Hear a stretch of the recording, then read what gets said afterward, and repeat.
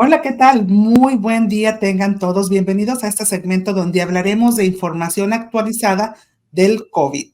El día de hoy nos acompaña el epidemiólogo del condado de Sedgwick, Dante Corimanya. Bienvenido, Dante, ¿cómo está?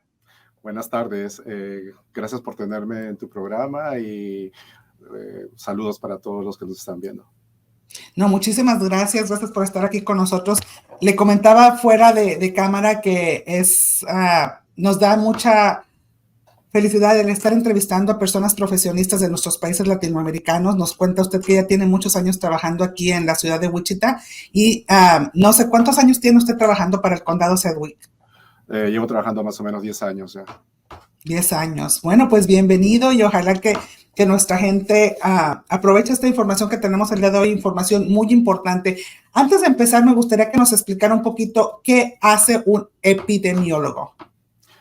Bueno, un epidemiólogo, él es encargado de investigar, en este caso, lo que hacemos aquí en el Departamento de Salud, investigar y recibir todas las reportes de enfermedades que por ley son reportables aquí en Kansas. Entonces hay una lista de enfermedades que son reportadas hacia nosotros para que nosotros las investigamos. ¿Qué cosa quiere decir investigar? Investigar quiere decir, o sea, desde el punto de vista epidemiológico, quiere decir recabar datos sobre la enfermedad para ver si la enfermedad está subiendo, se está aumentando en casos o no, y también para saber que el tratamiento está siendo el adecuado y que todo, o sea, que los datos indican para poder si vamos a intervenir o no. O sea, si estamos notando un aumento de los casos, pues intervenimos, damos aviso a la comunidad médica, a la comunidad en general, y ese es el trabajo principal aquí. Muchísimas gracias. Yo creo que este trabajo fue bien notable durante la época del COVID, que es lo que vamos a hablar el día de hoy. Pero bueno, sabemos que usted con 10 años ahí, este trabajo no nada más se hace con epidemias como la que han pasado, pero en enfermedades comunes cuando el condado, nuestras autoridades nos dan información sobre altas en ciertas enfermedades como la flu, por ejemplo, la influenza o otro tipo de enfermedades, ¿no? Y eso, como dice usted, donde toman las decisiones para saber si se van a cerrar escuelas, se van a cerrar espacios, se van a todo lo que vimos más tangente durante el tiempo del COVID. Y el día de hoy quisiera que nos enfocáramos mucho en este tema porque sabemos que escuchamos muchísimo hace un año, hace 2 años sobre el COVID y de repente ya no estamos muy acostumbrados a hablar de eso. A veces nuestra comunidad ya está de que ya estoy harto de hablar del COVID, pero hay mucha información que seguimos, que sigue habiendo, que sigue existiendo y que a veces no nos enteramos y por eso tan importante el día de hoy esta plática con usted. Y quería preguntarle directamente, ¿qué es lo que está pasando actualmente con el COVID-19? Bueno, como muchos habrán escuchado o si no han escuchado, el 11 de mayo de 2023 oficialmente finalizó la emergencia de salud pública relacionada con el COVID. Claro, esto no quiere decir de que los casos se acabaron y ya no hay casos. Por el contrario, sigue habiendo casos, pero lo que cambió en sí fue la forma como los Centros para el Control y la Prevención de Enfermedades, más conocido como CDC o CDC por sus siglas en inglés, y localmente aquí en nuestro estado, el Departamento de Salud y Medio Ambiente de Kansas, el KDHE o KDHE por sus siglas en inglés, cambiaron la forma como se comparten estos datos de COVID-19 con la comunidad en general, porque ya no recibimos la misma información que se recibía antes de que finalizara la emergencia de salud pública.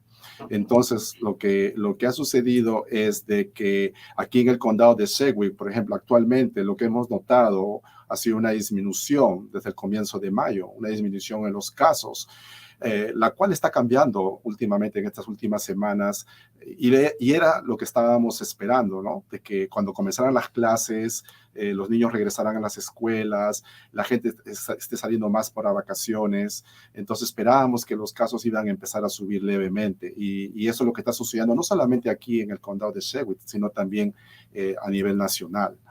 Entonces, ahora, ¿qué datos está recibiendo el CDC y el KDHE?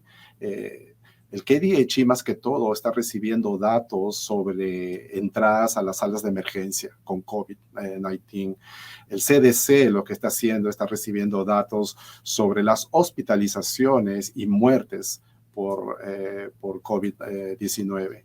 Entonces, todos estos datos todavía se pueden ver en las páginas web de esas instituciones.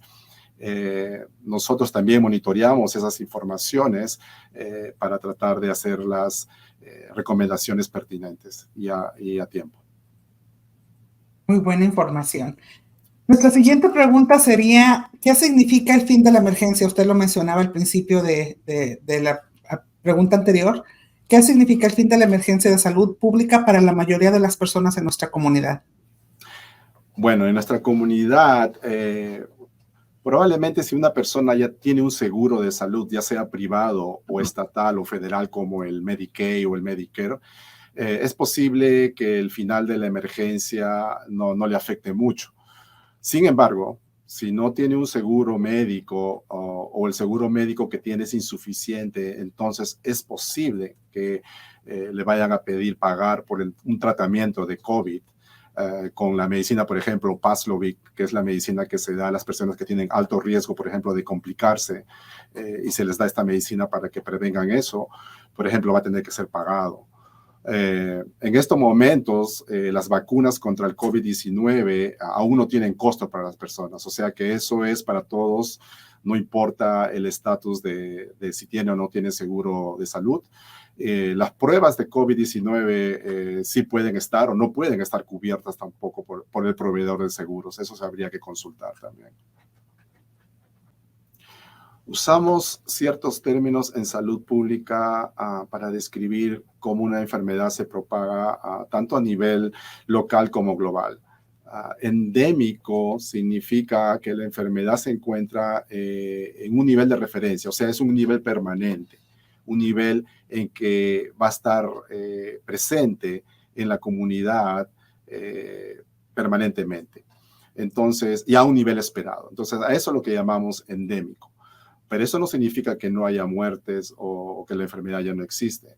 Cuando vemos un aumento repentino en el nivel de la enfermedad, entonces estamos hablando o experimentando una epidemia. Eso quiere decir que hay epidemia. Y cuando ya la epidemia traspasa las fronteras nacionales, se convierte en una pandemia como sucedió con el COVID. ¿Se acuerdan cómo hubieron casos en todo el mundo? Entonces, por eso es que se hablaba de la pandemia. Wow.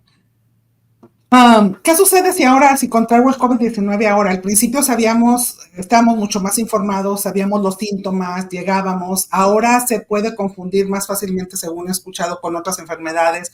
O ya también sabemos, hay un poco más de información, por ejemplo, que algunas personas sí tienen síntomas, otros no. En estos momentos, ¿qué sucede si contraemos el COVID-19? Sí, en eso tiene mucha razón. El COVID, pues, como todo el mundo sabe, se muestra dándole a la persona unos síntomas respiratorios. Entonces va a ser difícil diferenciar. Ahora que se viene también los casos de gripe, de influenza, entonces va a ser difícil diferenciar. Entonces, lo único que se va a poder darle la seguridad a uno si tiene o no COVID haciéndose la prueba. Ahora, aunque el Departamento de Salud no le va a llamar si su prueba de COVID da positivo, aún debe aislarse para evitar la propagación de la enfermedad. Si da positivo, la recomendación es aislarse por 5 días. Eso quiere decir de que el día en que empiezan mis síntomas, o si no tengo síntomas, pero salí positivo, ese día se considera el día 0. Eso es muy importante. No es el día 1, sino el día 0. De allí se empiezan a contar los 5 días. Entonces, esos 5 días hay que estar en casa, quedarse en casa. Ahora, al 6º día, ¿qué pasa al 6º día? Si al 6º día ya la persona ya no tiene síntomas, los síntomas se han ido, ya no hay fiebre sin medicación, o sea, ya no está tomando nada para la fiebre y la persona ya no tiene fiebre, entonces quiere decir que la persona ya va a poder salir hacer sus cosas a partir del 6º día, pero con una mascarilla o una máscara. Eso también es recomendable porque todavía queda la probabilidad,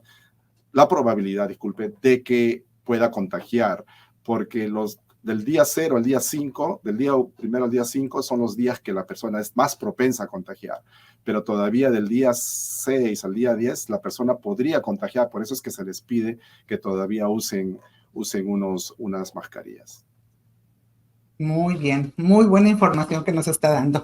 Ahora, ¿qué pasa con mi familia, amigos o compañeros de trabajo? Porque antes teníamos que estar muy al pendiente de todos durante la epidemia. No nada más me tenía que preocupar por mí, también tenía que preocuparme por los que vivían conmigo, los que estaban a mi alrededor. En estos momentos, ¿qué pasa con mi familia, amigos o compañeros de trabajo si alguien en nuestro grupo tiene el COVID-19? Claro, si usted se entera de que ha estado cerca con alguien que ha sido diagnosticado con COVID-19, ya no se recomienda la cuarentena, sí, ya no se recomienda quedarse en casa. Lo que sí se recomienda es llevar mascarilla o llevar la máscara o mascarilla. Eso sí se recomienda por 10 días. La otra cosa que se recomienda es que al día 5, después de la exposición, se haga una prueba de COVID. Al día 5 todavía, no inmediatamente. Ahora, si es que empieza a hacer síntomas antes de ese quinto día, síntomas respiratorios, sí, definitivamente tiene que hacerse la prueba. No esperar hasta el día 5, sino hacerse la prueba de una vez.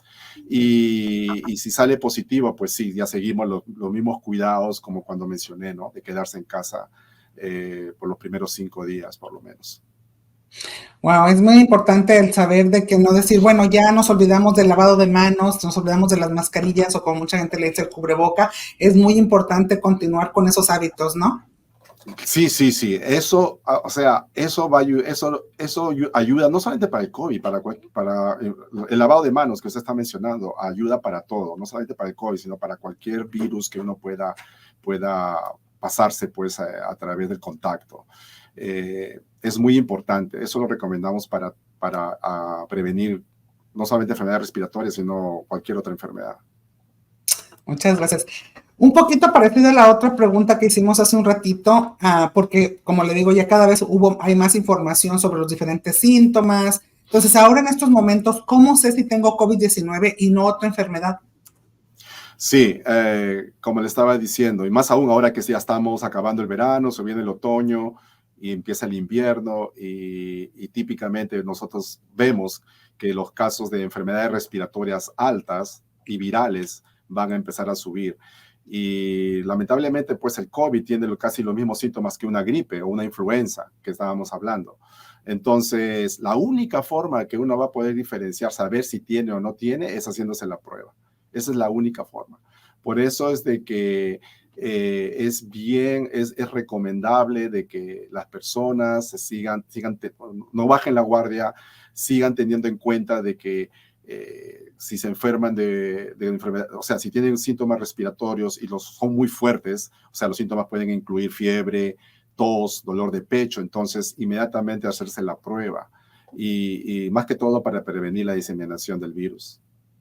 Y me encantaría hacer un paréntesis conectando esta pregunta con la primera pregunta con la que empezamos la entrevista el día de hoy, porque usted nos hablaba de el final de la emergencia, ¿no? Del plazo de emergencia que teníamos. Entonces, todavía este año tengo entendido que todavía se pueden conseguir pruebas gratis, todavía se pueden conseguir vacunas gratis, pero eso no va a ser posible por mucho tiempo, ¿no es así? Sí, ya no va a ser posible por mucho tiempo. Por ejemplo, nosotros aquí en el Departamento de Salud estamos haciendo las pruebas gratis todavía, pero a las personas sintomáticas, o sea, las personas que tienen síntomas y que no tengan seguro solamente, ¿no? Entonces, sí, en algún momento eso va, no sabemos todavía si el gobierno va a reactivar el programa de que estaba mandando por vía correo las pruebas para hacerse en casa. Pero todo depende, yo pienso que todo va a depender del número de casos, de la situación que va a haber ahora en otoño e invierno. Wow. Acuérdense que no se ha terminado el COVID-19 todavía. Ojalá se hubiera terminado, pero no. ¿Cómo puedo protegerme del COVID-19? Yo sé que ya nos habló y estamos hablando de los hábitos, el lavado de mano, la mascarilla. ¿Alguna otra instrucción que usted tenga para nosotros para cuidarnos, para seguir cuidándonos? Claro, la medida más importante para protegerse del COVID o prevenir el COVID es estar al día con las vacunas y con el refuerzo contra el COVID-19. El refuerzo, estoy hablando del refuerzo bivalente, de esa vacuna bivalente que se habló a partir del otoño del año pasado, del año 2022. Fue una vacuna que que era contra la cepa original del COVID-19 y contra el Omicron. Si se acuerdan, hubo una cepa que se llamaba Omicron, o que se llama Omicron y que todavía está circulando, pero el año 2022 hubo olas de esa nueva cepa.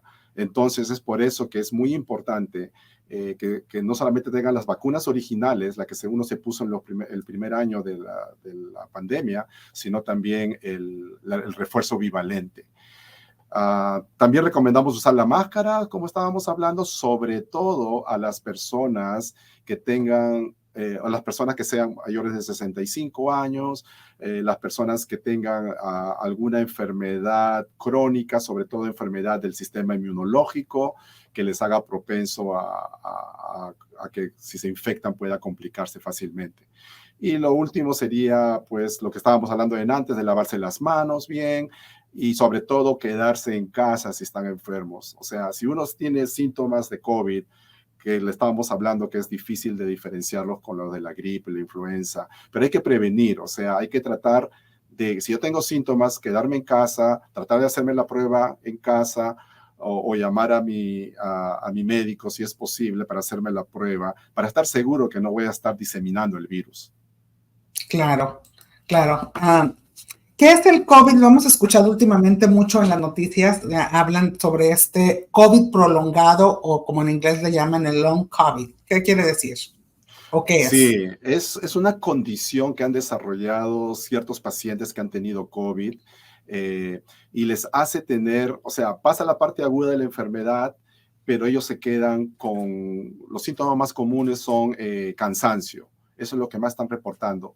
Cansancio que afecta la vida diaria, fiebre, diarreas, dolor de estómago, dolores de cabeza y dificultad para dormir. También puede incluir cosas como confusión mental o dificultad para concentrarse, dificultad para respirar, dolor en el pecho, tos y depresión o ansiedad. Pero esos son los menos comunes. Pero lo que hay que tener en cuenta es que si uno tiene la vacuna, es menos probable que vaya a desarrollar esta presentación, esta condición de COVID largo o COVID prolongado. O sea que la vacuna se ha probado, también hay estudios que han probado que ayuda a prevenir esto. Eso es muy buena información. Entonces, yo he escuchado a muchas personas que dicen, sabes que a mí me dio COVID, pero ya no volvió a ser la misma. Probablemente están sufriendo de un COVID prolongado y no lo sepan, ¿no? O sea, de que a veces dicen, tengo mucho cansancio, no me recupero, sigo teniendo ciertos síntomas. Entonces, sí, probablemente pueda ser, sobre todo si tuvo el COVID complicado, o sea, si tuvo que hospitalizarse, si tuvo que estar en el hospital, si tuvo que estar hospitalizado muchos días. Ese es otro factor de riesgo para que a una persona le pueda dar el COVID largo. Bien importante seguir informados, porque nuestra salud tenemos que estar siempre al pendiente de lo que nos está pasando, ¿no? ¿Quién tiene más probabilidades de contraer el COVID prolongado? Y ya nos respondió básicamente esta pregunta ahorita un poco. Sí, como le estaba diciendo, las personas que hacen un cuadro de COVID-19 complicado o que necesitan hospitalización, generalmente son los que tienen este cuadro de COVID prolongado. También, si la persona contrae COVID-19 varias veces, hay personas que contraen 1, 2, 3 veces y porque les pasó facilito la la segunda vez, ya creen de que así va a ser siempre, pero no, pueden estar en riesgo de contraer el COVID largo. Para eso hay que estar al día, para prevenir eso hay que estar al día en los refuerzos, en la vacuna de refuerzo, en esa vacuna bivalente que le estaba comentando. Eso también lo he escuchado mucho, ¿no? De personas que les dio, a veces al principio de la pandemia, pensábamos que si alguien le daba ya creaba anticuerpos y todo, pero sí me ha tocado conocer personas que les ha dado y con meses de diferencia, ¿no? Les da COVID, les vuelve a dar COVID y sí, muy importante tener esta información a la mano. ¿Cuáles son los plazos actuales para las vacunas del COVID-19? Actualmente, cualquier persona mayor de 6 años debe recibir una de las vacunas bivalentes o actualizadas, ¿no? Esa es la que empezaron a poner el año pasado, en otoño del año pasado, eh, de Pfizer o Moderna. Como le estaba diciendo, eso se introdujo el año pasado y probablemente si ha recibido una vacuna contra el COVID-19 desde esa fecha, entonces probablemente ya recibió la vacuna bivalente. Si no la ha recibido desde el año pasado, o sea, eso quiere decir que le falta el refuerzo. Y como le estaba diciendo, lo bueno de la vacuna bivalente es que contiene la cepa Omicron, la cepa original de COVID-19 y la cepa Omicron, entonces le da una mayor protección contra el COVID-19. Ahora, hay algunas personas de que pueden recibir refuerzos adicionales en adición a esta vacuna bivalente. Por ejemplo, una persona mayor de 65 años puede recibir una dosis o refuerzo adicional de la bivalente hasta después de la primera dosis esperar 4 meses y le puede recibir de nuevo la dosis bivalente. Solamente para las personas de 65 años o mayores de 65 años. De la misma forma, para aquellas personas de cualquier edad que tengan algún cuadro crónico de inmunodepresión moderada o severa, o sea que su sistema inmunológico no es lo suficientemente fuerte, por diferentes motivos. Puede ser hasta por tratamientos de cáncer, por enfermedades crónicas. Entonces a esas personas se les recomienda recibir una dosis adicional empezando al segundo mes después de haber recibido la última vacuna bivalente. Cuando nos habla de la vacuna bivalente, estamos hablando, ¿es lo mismo que refuerzo? Claro, cuando hablo de la vacuna bivalente, estoy hablando de la vacuna de refuerzo. Muchas gracias. ¿Habrá una nueva vacuna de refuerzo disponible pronto? Sí va a haber. Fue aprobado en este año la Administración de Drogas y Alimentos de los Estados Unidos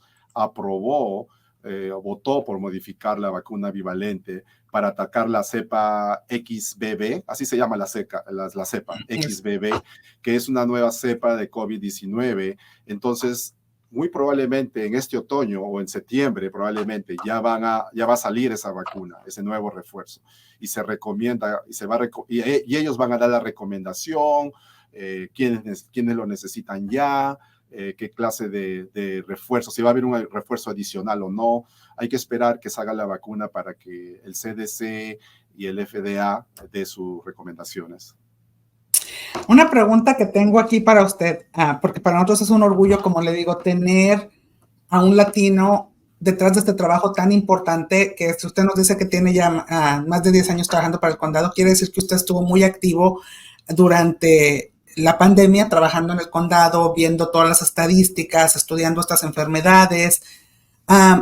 ¿Cómo se ve esa inclusión en el condado al momento que usted, y esa es una pregunta que traigo muy, muy personal para usted, ¿cómo usted ve la importancia de tener personas que conozcan, por ejemplo, nuestra cultura, que conozcan la cultura, que a veces fue un poco difícil para yo como comunicóloga, el que poder informar también en español a la comunidad latina y que la comunidad latina también entendiera la importancia, ¿no?, de las vacunas, entendiera la importancia de seguir el reglamento?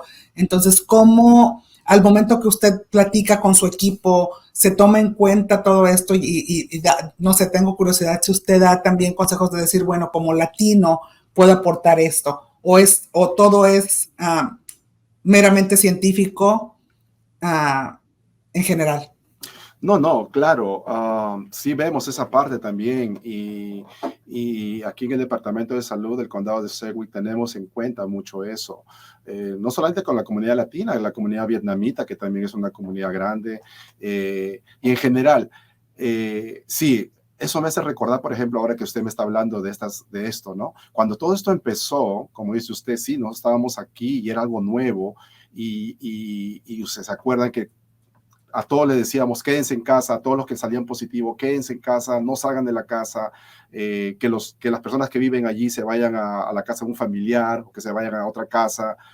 o sea, separarse, ¿no? Porque así era el protocolo en ese momento. Pero claro, uno ve en la forma cultural, por ejemplo, hablando de nosotros los latinos, la mayoría de nosotros, en nuestra comunidad hay una gran mayoría que trabaja al día a día. O sea, si tú le dices a esa persona, ¿sabes qué? Se va a tener que quedar en casa, y en esa época era 10 días, sí o sí, y si tenía síntomas, se iba a seguir quedando. Entonces, ¿quién iba a alimentar a la familia? ¿Quién iba a ver por la familia? O quién iba, todas esas cositas. Se empezó a trabajar desde ese momento, ¿no? Y se empezó a dar ayuda, se empezó inclusive a tener equipos de que en la medida de lo posible no tenían termómetros, porque a veces preguntábamos, tiene que medirse la temperatura diario y qué tanta cosa. Entonces, no tengo termómetro. Entonces, ¿qué hicimos? Adquirimos termómetros, empezamos a dar los termómetros, a llevarles a las casas, a dejarles ahí afuerita o dejarles sus cosas, ¿no? Entonces, sí, o sea, esas cosas ha sido un reto tremendo, pero como dice usted, ha sido un reto más grande para nuestra comunidad, creo, en el sentido de que era difícil cumplir lo que se recomendaba en ese momento, ¿no? Y como era algo nuevo y todos estaban asustados de la enfermedad, no había vacunas, no había nada. Entonces, pero sí, esa parte cultural sí siempre lo tenemos en cuenta, no solamente para el COVID, en general para cualquier cosa, pero sí se discute esa parte también. Pues nosotros bien agradecidos de tener, como le digo, y orgullosos de tener un latino por ahí trabajando en esta labor tan importante, ¿no? Y de mantener a una comunidad completa sana. Termino con una pregunta más bien importante para nuestra gente que vive aquí en el condado Sedgwick. ¿Qué servicios COVID-19 puedo yo obtener de parte del Departamento de Salud del condado de Sedgwick? Bueno, actualmente el Departamento de Salud del condado de Sedgwick está ofreciendo o proporciona las vacunas de COVID-19 como la Pfizer o la Novavax a cualquier persona que sea elegible. O sea, es independientemente del seguro. Tenga o no tenga seguro, las vacunas todavía son gratuitas. Ahora, con respecto a las pruebas, como ya también lo mencioné cuando hemos estado conversando, las pruebas, el Departamento de Salud del Condado de Sedgwick las ofrece gratuitamente a las personas que no tienen seguro y que están con síntomas, o sea, están sintomáticos, están teniendo síntomas, a personas mayores de 2 años de edad. Y para más información, si ustedes quieren hacerse el test, están con síntomas, por ejemplo, y quieren hacerse el test y no tienen un seguro, pueden llamar al Departamento de Salud al 316-660-7300 y hacer una cita para hacerse la prueba.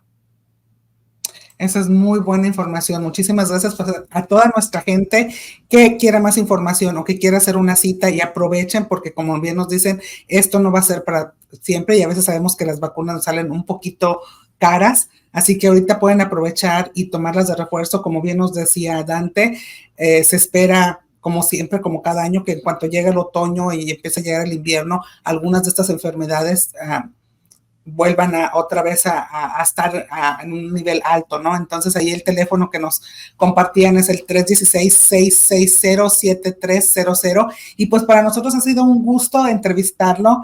¿Y algo más que usted quiera decirle a nuestra comunidad? Sí, quisiera decirles a toda la comunidad, a todos los que me escuchan, no bajen la guardia, no hay que bajar la guardia, la enfermedad está aquí todavía, probablemente no se lea mucho aquí, localmente sobre los casos, sobre las muertes, porque gracias a Dios, gracias a las vacunas, todo eso se ha logrado disminuir más del 90%, ya sea en hospitalizaciones o muertes, pero no hay que bajar la guardia porque la enfermedad está aquí y la única forma de prevenir es estando al día en las vacunas, sobre todo en las vacunas de refuerzo o la vacuna bivalente, y a estar atentos de que va a salir la nueva vacuna que fue aprobada por la FDA, ahora en septiembre, máximo en octubre, me imagino, ya va a estar disponible y esa va a proteger contra la nueva cepa que pueda estar circulando en esta estación. Pues muchísimas gracias por todo su trabajo. Sabemos que aquí no se termina, que ojalá que el COVID se termine, pero que ustedes siempre están ahí trabajando, sobre todo pensando en la salud de nuestra comunidad, que más que todo durante la época del COVID nos dimos cuenta que es tan importante mantenernos sanos unos a otros. Ya, también no nada más preocuparme yo por mi salud, sino preocuparnos por los que viven a nuestro alrededor y por las personas con las que convivimos. Muchas gracias por todo su trabajo. Muchas gracias por la entrevista. El financiamiento para este podcast fue posible gracias al apoyo económico federal de Increase the Reach bajo la organización sin fines de lucro The Center.